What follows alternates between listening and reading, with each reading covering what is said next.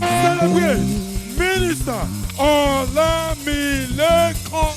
Kí gbogbo aráyé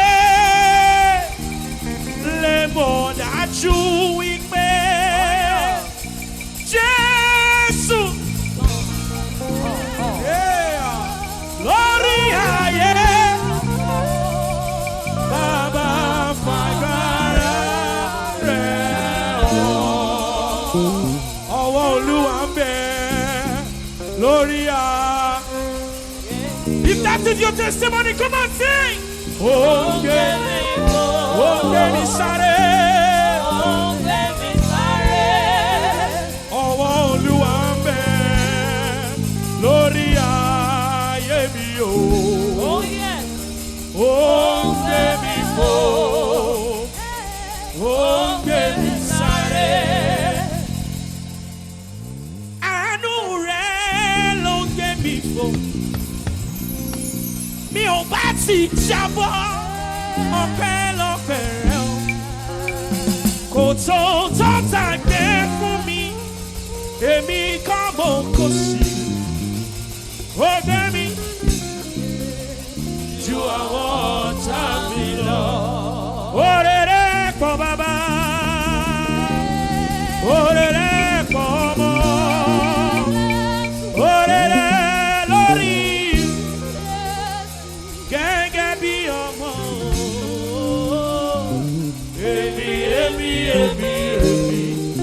èmi òyìnbó bàbá. Only the audience, only the audience. Oore rẹ̀ pọ̀ bàbá. Come on. Oore rẹ̀ lórí ayé wa. Oore rẹ̀ lórí mi. Gẹ́gẹ́ bí ọmọ. We've brought our sacrifice praise to you, Jesus.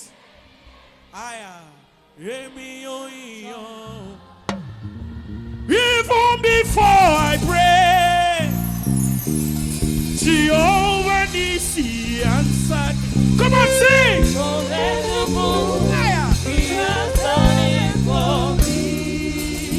Over that your results. When I was worried, I couldn't sleep.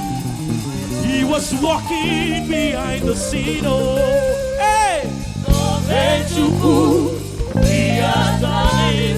See the way he answered me. Yeah. Thank you, Jesus. Oh Lord, I am grateful. Yeah. See the way he answered me. Oh, hey. Oh, shall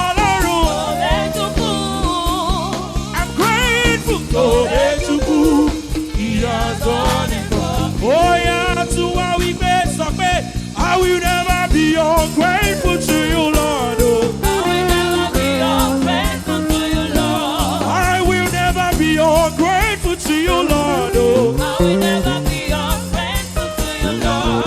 When I think of the things you have done for me, I will never be ungrateful to you, Lord. Strategically, if it's me, I will never be ungrateful to you, Lord. Automatically, if it's all blessing me, oh Jesus. I will never be ungrateful to you, Lord. I say, I will never be ungrateful to you, Lord. I will never be ungrateful to you, Lord. Tell your neighbor, my neighbor. My neighbor. This time around. Forget about your steez. Forget about your steez. Wait. This time around, we want to break protocols. Minister Yomi, please pardon me to allow these people to break protocol and come and dance here. Can we go ahead? Let's go. Come on. Okay. Let's go. Come on. Outtake, are you ready? Come on. Huh?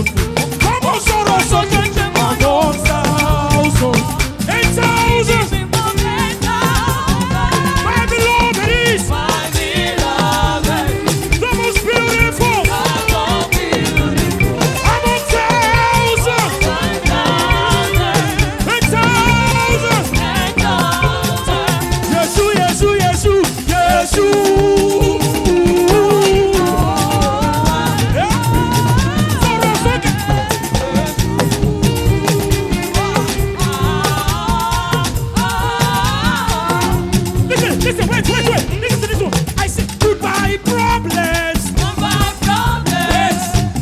Wait. Repeat after me. Goodbye problems. Goodbye problems. Goodbye pains. Goodbye. When I say goodbye problems, you will reply goodbye problems. Are you ready? Yeah. Let's go. Oh yeah, goodbye problems. Goodbye problems. Hey, goodbye pain. Goodbye pain. Goodbye problems. Goodbye problems. Goodbye pains. Goodbye pain. I'm over you now. I'm over you now. I'll never see you again. I'm gonna see you again. I'll never see you again. I'm gonna see you again. Oh yeah, buddy, what we say? This my God, I don't know what it is. Sorrow, sorrow.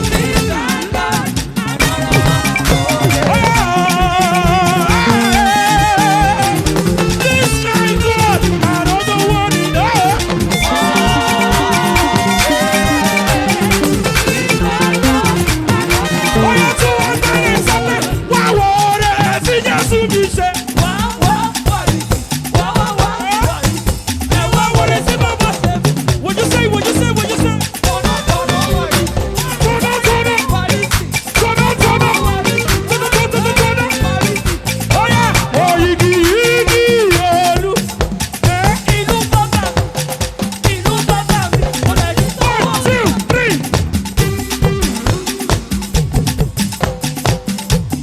Oh yeah, to wa sọ pé ìgbà yìí lọ́la mi ṣẹ̀ṣẹ̀ bẹ̀rẹ̀. Olúwa ló ní kárí, olóògbé, olóògbé.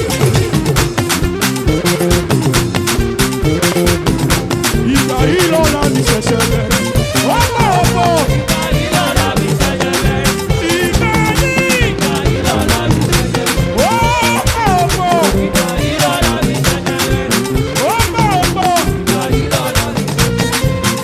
Oh yeah, God.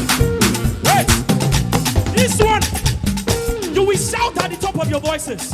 Are you ready?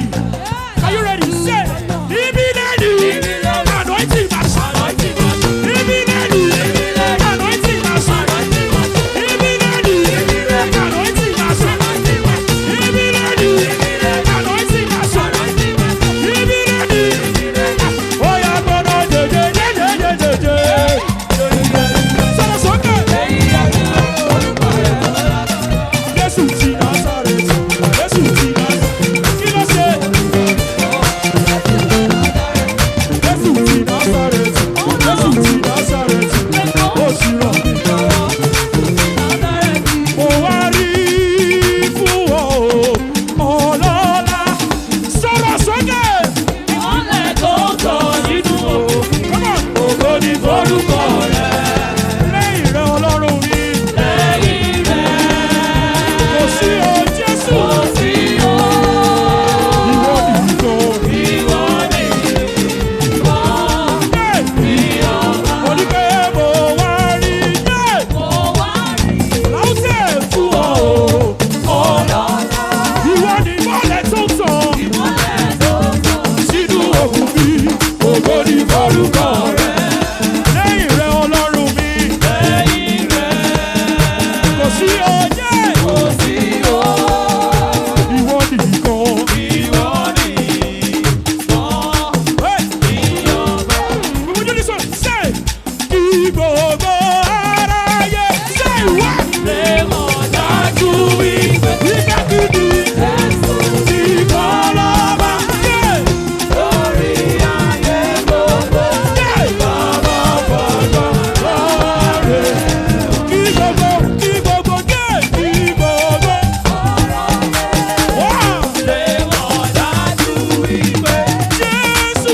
Jésù nìkan lọ́ba lórí ayé gbogbo. Bàbá Wait. This one requires another form of exercise. Are you ready to carry your body? Oh yeah. Are you ready to carry your body? You will move from one stop to another. Are you ready? This is the song you sing. Are you ready? Oh, yeah, bouncing in the Lord. I am bouncing in the Lord. Hey, I am bouncing in the Lord. Lord. I am bouncing in the Lord.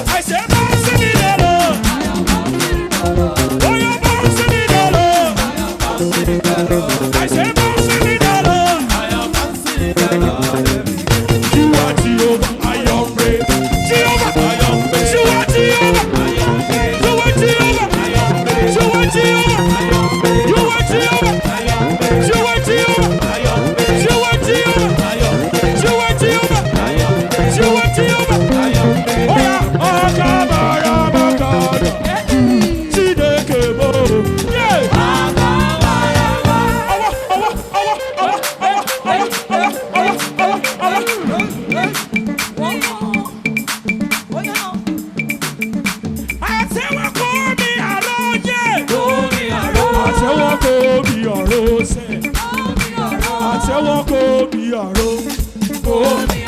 Àtẹ́wọ́ kò bí àrò. Àtẹ́wọ́ kò bí àrò. Wọ́n ní mi máa lè pípéré nàlá.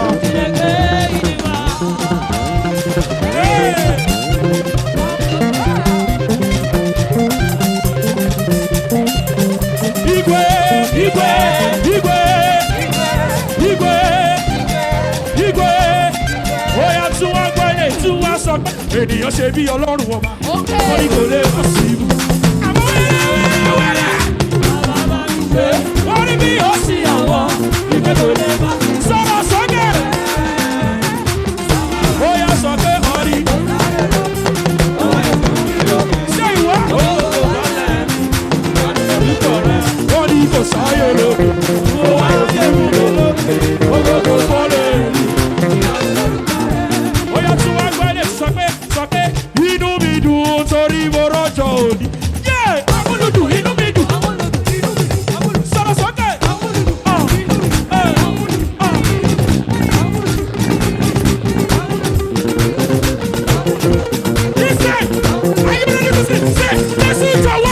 Ìjọba Ọlọ́run ní tágẹ́ẹ̀tì ní sọ̀rọ̀.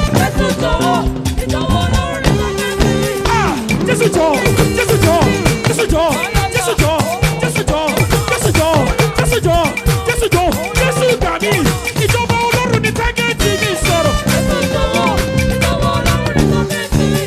Jésù jọ̀wọ́, ìjọba Ọlọ́run ní tágẹ́ẹ̀tì ní sọ̀rọ̀.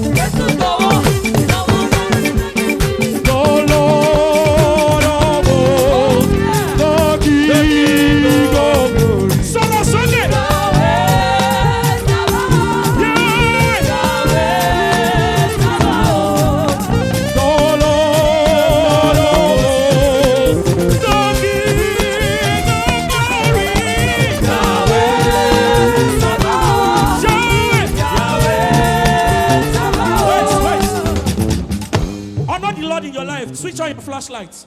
Switch on your flashlight. Bring out your phone and turn it up. Raise them, raise them, raise them, raise them. Raise them. Raise them. This is the song you'll be singing about now. Are you ready? Are you ready? Are you ready?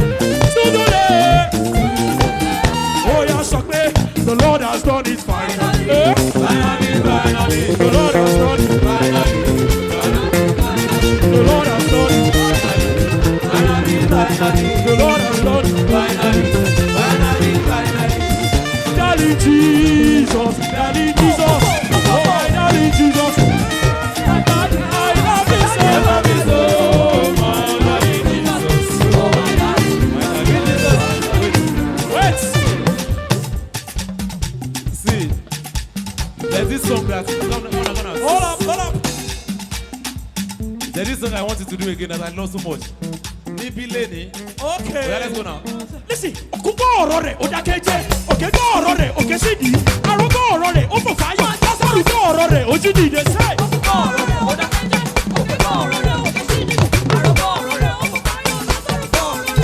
Listen, say, Efumi Laye, Ofe Pashafawo, okay, Taloke,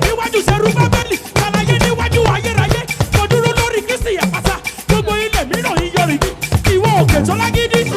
Ìwọ tó gbé ṣòro sọ́ọ̀. Júlẹ̀ síwájú Jésù. Bí ṣòro bá ti rí Jésù. Pariwo wípé níbi lẹ́nu. Níbi lẹ́nu. Anointing máa ṣe. Anointing máa ṣe. Níbi lẹ́nu. Níbi lẹ́nu. Anointing máa ṣe. Níbi lẹ́nu. Níbi lẹ́nu. Ó yá gbọ́dọ̀. Ẹ wò bí ètò.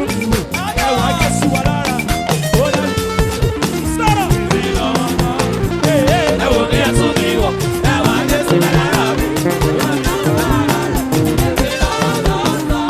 Ẹ wò bí ètò. Ẹ wà Jésù wà lára. Ó dá mi láwò lọ́wọ́. Èmi lọ́mọ tó ń sọ. Ẹ wò bí ètò mi wọ̀. Ẹ wà Jésù wà lára mi. Èmi lọ́wọ́ tọ̀ọ̀tọ̀. This is my story. Oh yes! You are my song. Sọ̀rọ̀ sókè. All day, all night, I will sing of your praise. This is my